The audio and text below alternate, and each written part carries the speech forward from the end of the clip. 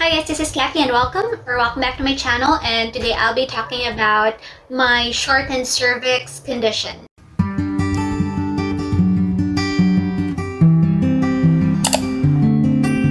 So with my pregnancy, like I've mentioned last time, I have a shortened cervix and I learned it when I was about 15 and a few days pregnant when I had an ultrasound. And my cervix is only 2 centimeters short. Well, this is not in any way to replace your doctor's appointment for any condition that you might be experiencing in your pregnancy. I'm not doing this video to tell you what or what not to do. I'm just sharing with you the experiences that I have and what I have learned. But of course, if you're also having shortened cervix or any complications, or if you're also higher risk in your pregnancy right now, I'd advise you to really go to your doctors, to your OBGYN, and to really book that appointment so that you'll have a safe pregnancy and that you will be assisted professionally with whatever condition you're experiencing in your pregnancy right now. What prompted me to have an ultrasound? So I actually had an ultrasound when I was 5 weeks going 6 weeks pregnant. This is when we first learned that I was pregnant, and this is when we confirmed that I was really pregnant and I was having spotting at that time.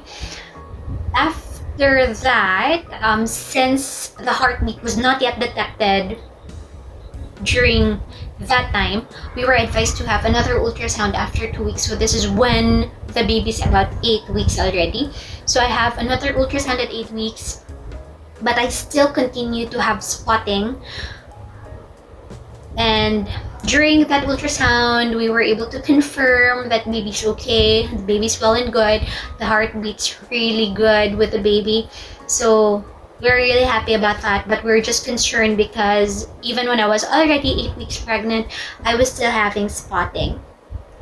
Now, I was advised to be on progesterone already during that time, and then the doctor advised me that once the spotting stops, then maybe I can stop taking progesterones or using progesterones, because I'm using it as suppositories.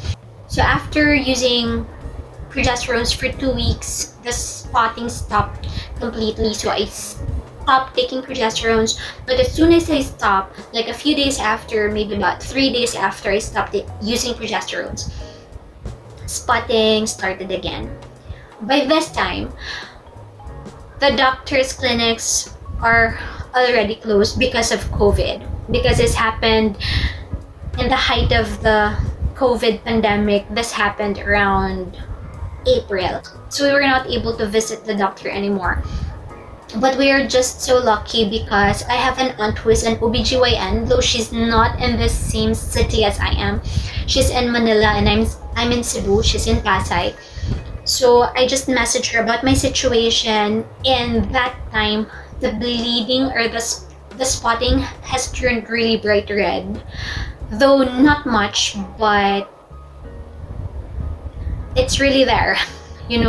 Like maybe a teaspoon of spotting, and sometimes it gets light pink, and that's just so scary.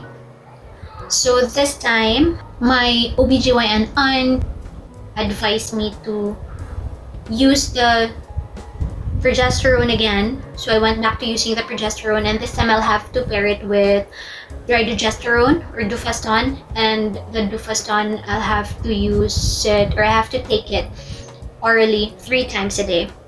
And I did that for 2 weeks, both the progesterone and the Dufaston for my spotting.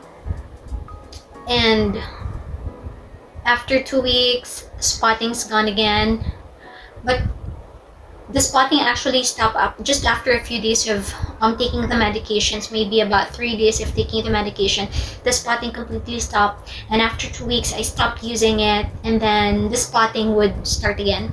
So my aunt said to start with a progesterones again, but this time without the Dufaston already, or without the dydrogesterones. And and spotting completely stopped, so I just have to continue using that. And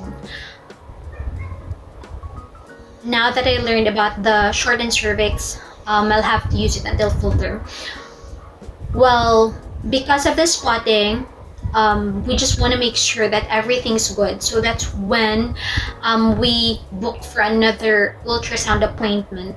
But this time, that was when I was already around 15 plus weeks pregnant, because we're just too scared to go to the hospital because of COVID, because it wasn't really advised to go to hospitals, pregnant women to go to hospitals, because it's high risk and whatnot, and we don't know, we might get the illness somewhere if we'll go out. So we're just really staying inside the house prior to getting the ultrasound. But after some time, I just can't take it anymore. I'm just not feeling very comfortable because of the spotting. So I really went ahead and booked for an appointment, for an ultrasound appointment, and just made sure that we're taking extra measures to keep us safe from COVID. So we went there with our mask and alcohol and hand sanitizers and baby wipes and everything, and just make sure that we're keeping our distance from people. So I went ahead and have that booked, and during my 15-week ultrasound, that's when we learned that I have shortened cervix, which was actually causing the spotting that I have since 5 weeks pregnant. So I learned from my OBGYN that at that stage in the normal pregnancy, when you're about 15 or 16 weeks, your cervix should be about 4 cm long, and it goes shorter as you progress in your pregnancy or as the baby gets bigger. And supposedly at 15, 16 weeks, my cervix should have not been 2.5 cm short, or it should not be shorter rather than 2.5 cm. But at that point, I was only at 2 cm. So that's quite risky, because there's a possibility that I might have preterm labor with the shortened cervix condition that I have. That's the scary part. Because of the shortened cervix, there's a possibility that it will get shorter as the baby grows, and it might open earlier than it should. And the scary part is that it might open when the baby is not fully ready to be out of the womb. So with the shortened cervix that I have, I'm currently advised to stay on bed rest. Lie down, sit down, just not to stand up too often, not to stand up for long hours. So basically, I'm just advised to, like what I said, keep off my feet. And also, I'm on progesterone suppositories, so I have to put it inside the cervix twice a day. That's 200 milligrams of progesterone twice a day. So I have to do that and make sure that my body knows that I'm pregnant, and that it will relax the cervix and that not rush the baby into coming out. So of course, when I first learned that I have a shortened cervix, it's really very scary. I was very scared. I tried to ask more about it from my OBGYN. I tried to ask what I cannot do, and I can't help but of course Google about it as well. Right now, aside from bed rest, aside from the progesterones that I'm taking, we're also advised not to have sexual contact with my husband, and that's fine as long as the baby is all good and safe inside. So no baby dancing as of the moment and all those things. We're just making sure that we're strictly following the doctor's orders. And I forgot to mention that I'm also scheduled to have ultrasounds every 2 weeks.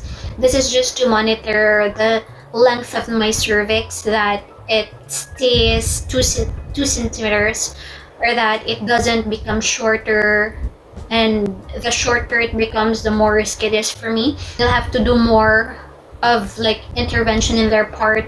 I don't know. We haven't really discussed that yet, but I think they'll have to do something else should that happen, or should my cervix shorten. Hopefully not. Shorten to lesser than 2 centimeters, which is its current length. So with a shortened cervix, one of the things that the doctor mentioned was to have a circlage. It was an option to have that. It's like a surgery that the doctors will have to do, like a stitch in the cervix to strengthen it and make sure that it doesn't open when it's not time for it to open yet. And the stitch will have to be removed when you're almost in your full term. But with my case, because I delivered my son, our firstborn, Jared, I had him delivered full term. He was about 39 weeks, 38, 39 weeks when he came out.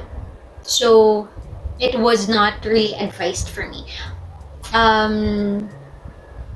The doctor said that they would strongly advise it if, like, the first pregnancy was also preterm or before the 38-week mark.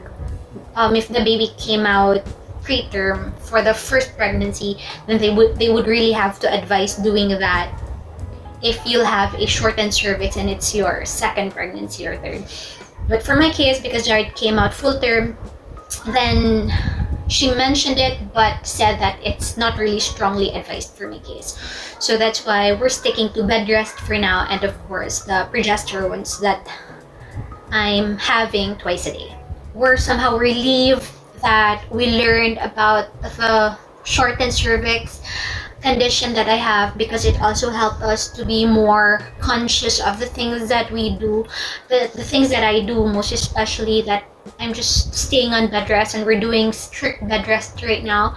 No more walking for long hours, no more standing, and all those things that might stress me out or the baby, or that will cause the cervix to be shorter than it already is. We just want to make sure that the baby's staying inside as much as possible until it's time for the baby to come out, until we're in the full term already, until 38 weeks, so that baby is healthy and well once it comes out, or she comes out. We don't know the gender yet. We will know it in a few weeks.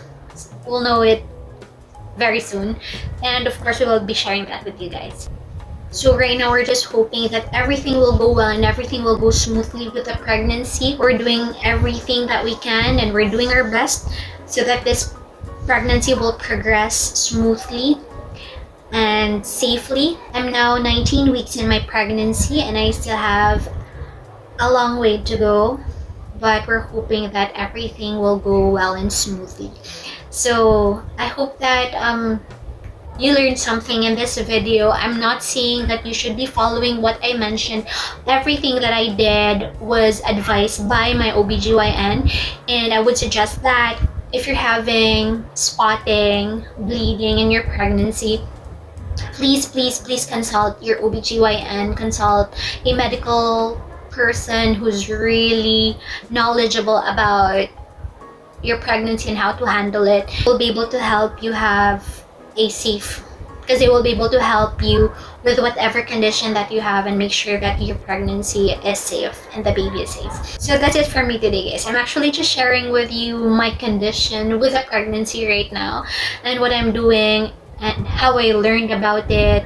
And if you notice like spotting, like what I noticed in my pregnancy, I noticed spotting, and I just did not take it lightly. I made sure that I really check what's causing it, and that would really help to address the problem. So with the medications that I have right now and the bed rest that we're doing for me to keep the baby safe, we did that because I was able to have my ultrasound and to learn what's really causing the spotting. I hope that if you're pregnant and you're watching this video, that you'll have a safe pregnancy, and if there are any worries or concerns that you might be having in your pregnancy, that you'll be able to ask for professional help, that they may be able to assist you have a safe and healthy pregnancy. I think that's it for me today, guys. So thank you again for joining me in this video and for sharing your time with me. And if you like this video or if you learned something from it, at least I hope you could give it a thumbs up, and I'd appreciate if you could subscribe to my channel. So thank you, and see you again soon in my future videos.